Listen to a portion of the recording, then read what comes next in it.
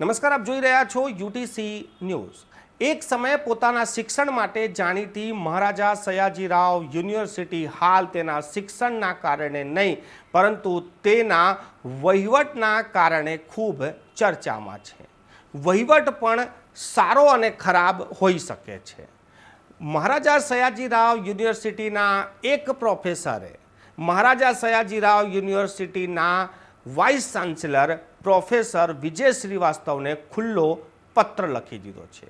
આ પત્રમાં લખવામાં આવ્યું છે કે આના પહેલાં તેમને ડૉક્ટર વિજય શ્રીવાસ્તવને મેલ પણ કર્યો છે, પરંતુ મેલનો કોઈ પણ પ્રકારનો જવાબ ના આવતા આ પ્રોફેસરે બીજા પ્રોફેસર એટલે કે પ્રોફેસર વિજય શ્રીવાસ્તવને ખુલ્લો પત્ર લખી દીધો છે।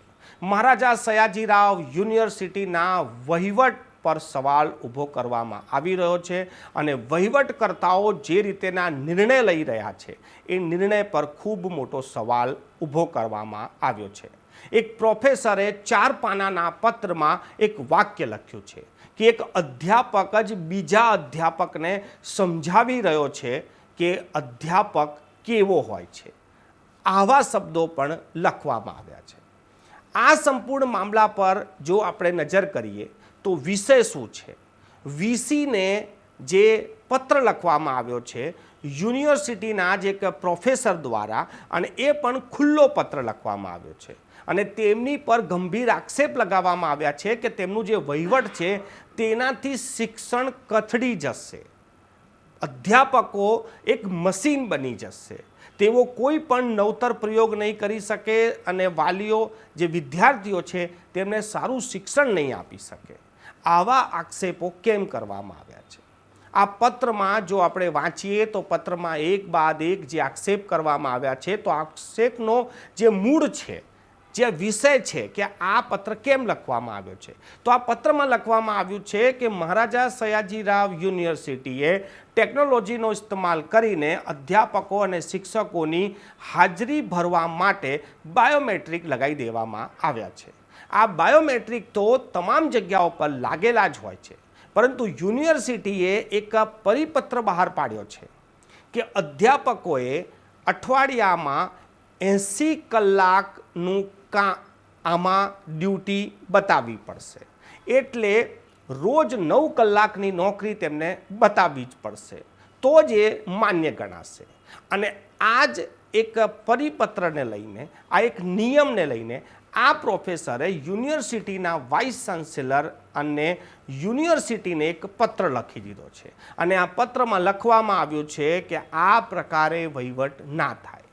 પ્રાધ્યાપક જો સવારે આવશે, પ્રાધ્યાપકની નોકરી સવારે 9 થી 6ની ના હોય, પ્રાધ્યાપક એના વિદ્યાર્થીઓ સાથે કે પછી પ્રાધ્યાપક જે વિદ્યાર્થીને ભણાવતો હોય છે તો એના પહેલાં પણ એ ઘરે એનું વાંચન કરતો હોય છે, એટલે પ્રાધ્યાપકની નોકરી 24 કલાકની હોય છે।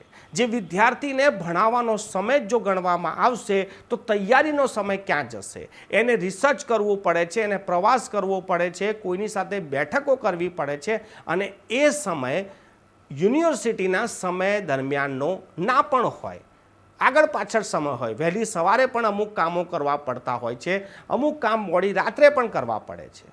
તો આ પ્રકારે જો સમયમાં બાંધી દેવામાં આવશે તો શિક્ષકો માત્ર એ સમયને ફોલો કરશે અને શિક્ષણ પર કામ નહીં કરે, એટલે અલાયદું કામ જે પહેલાં અધ્યાપકો કરતા હતા એ પછી બંધ કરી દેશે। દુનિયાના કોઈ પણ વિશ્વવિદ્યાલયમાં આ પ્રકારનું આયોજન હોતું નથી। એક વસ્તુ એવી પણ લખવામાં આવી છે કે કોલેજમાં આવ્યા બાદ વિદ્યાર્થીઓને આવી કોઈ ફરજિયાતપણું હોતું નથી, તો એ જ યુનિવર્સિટીમાં અધ્યાપકોને આવી રીતે ફરજિયાતપણું લાદવું આ કેટલું યોગ્ય છે? બાયોમેટ્રિકનો ઇસ્તેમાલ કરવાથી જે પ્રાધ્યાપકો, ટીચરો ઓછો સમય યુનિવર્સિટીમાં રહેતા હતા અને હાજરી પૂરીને જતા રહેતા હતા, એમની પર તો અંકુશ જરૂરથી લાગશે અને આ સારું કામ છે એવું પણ આ પત્રમાં કહેવામાં આવ્યું છે। આપ આ ઘટનાને કઈ રીતે જુઓ છો? જો આપ પણ કોઈ શૈક્ષણિક સંસ્થાથી જોડાયેલા છો તો આપ આ ઘટનાને સારી રીતે સમજી શકો છો, તમારી કોમેન્ટ નીચે લખી શકો છો।